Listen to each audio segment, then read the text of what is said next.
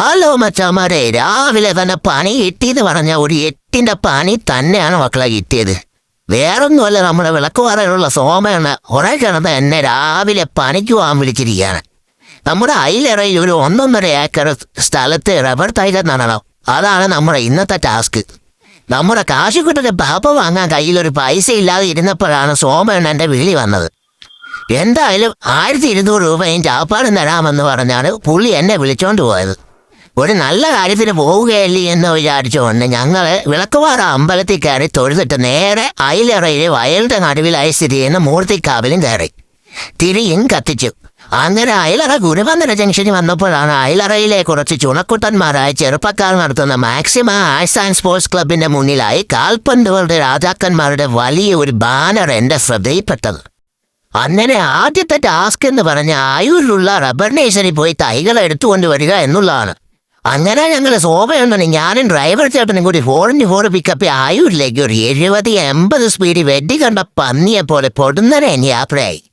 ആയൂർ ജംഗ്ഷനിൽ നിന്ന് ഓയൂരേക്ക് പോകുമ്പോൾ 1 കിലോമീറ്റർ മാത്രം ദൂരമാണ് ഈ റബ്ബർ നേഴ്സറിയിലേക്കുള്ളത്. സഹ്യാദ്രി റബ്ബർ നേഴ്സറി എന്നാണ് ഈ സ്ഥാപനത്തിന്റെ പേര്. അങ്ങനെ നമ്മുടെ ലൊക്കേഷനിലേക്ക് അറൈവലായിരിക്കുകയാണ് ഗൈസ്.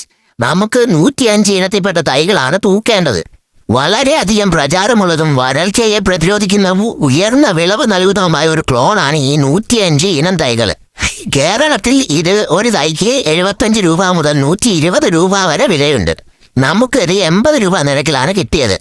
ഞങ്ങൾ സ്ഥിരമായി തൈകൾ എടുക്കുന്ന പാളയത്തുള്ള നമുക്ക് പരിചയമുള്ള ഒരു മാമനും കുടുംബവുമാണ് ഈ നേഴ്സറി നടത്തുന്നത്.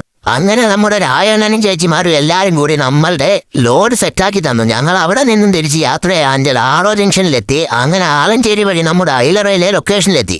തൈകളെല്ലാം ഇറക്കിക്കഴിഞ്ഞപ്പോഴാണ് മച്ചാമരെ നമ്മുടെ പിക്കപ്പ് 8ന്റെ അടുത്ത പണി വന്നത്. വണ്ടി തിരിച്ച് ഒരു വിധത്തിലും കയറാത്ത സ്ഥിതിയായി. പട്ടി വെറുക്കാൻ നിൽക്കുന്ന മാതിരിയാണ് പിക്കപ്പിന്റെ നിൽപ്പ്. ടയറിനടിയിൽ കുറച്ച് ചരൽ വാരിയിട്ടായി എല്ലാം ശരിയാകും എന്നായിരുന്നു നമ്മുടെ ബാബുവണ്ണന്റെ വിചാരം. അങ്ങനെ നമ്മുടെ വണ്ടി കരക്കെത്തിക്കാൻ വേണ്ടി നമ്മുടെ വിളക്കുപാറയിലെ ഹെവി ഡ്രൈവർ ആടുതോമ പാച്ചുവിനെ ഇറക്കേണ്ടി വന്നു മക്കളെ. പാച്ചു വന്നതും തുടരും സിനിമയിലെ ജോർജ് സാറിന്റെ ഡയലോഗാണ് എനിക്ക് ഓർമ്മയിൽ. നിന്നെ കാണാൻ ജോർജ് സാർ ഇവിടെ വന്നിട്ടുണ്ട്. നിന്റെ മുമ്പിൽ ജോർജ് സാർ ഇങ്ങനെ നിൽക്കുന്നുണ്ടേലേ, നീ ജോർജ് സാറിനെ ഇനിയും കുറെ അറിയാനുണ്ടനിയാ. എന്തായാലും എല്ലാവരും കൂടി വണ്ടി കിടന്നു ഇരുന്നൊക്കെ നമ്മുടെ വണ്ടി എന്നെ കരക്കെത്തിച്ചു. അങ്ങനെ നമ്മുടെ സോമയെണ്ണം തന്നെ ആദ്യത്തെ തൈ നട്ടങ്ങ് ഉദ്ഘാടിച്ചു. കുറച്ച് ടൈം ലേറ്റായെങ്കിലും കുറച്ച് മഴയൊക്കെ ഉണ്ടായിരുന്നിട്ട് ഞങ്ങൾ 4 മണിയോടുകൂടി നമ്മുടെ ടാസ്ക് കംപ്ലീറ്റ് ആക്കി ക്യാഷും മേടിച്ച് വീട്ടിൽ വന്നു. എന്തൊക്കെയായാലും നമ്മുടെ ചാനൽ സബ്സ്ക്രൈബ് ചെയ്യാൻ മറക്കല്ലേ, ഫോളോയും ചെയ്യണം.